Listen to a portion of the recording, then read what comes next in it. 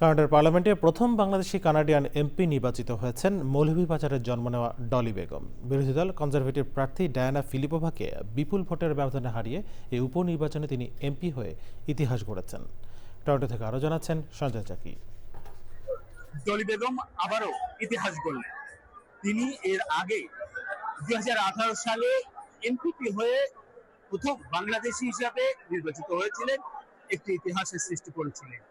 এবার প্রথম বাংলাদেশি কানাডিয়ান হিসাবে এমপি নির্বাচিত হয়ে আরেকটি ইতিহাস সৃষ্টি করলেন।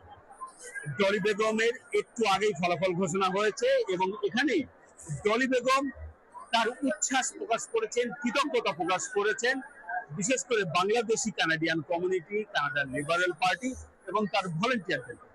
তিনি বলেছেন আজ উৎসবের দিন, আগামীকাল থেকে হবে কাজের দিন। Even when it wasn't easy, made you extraordinary.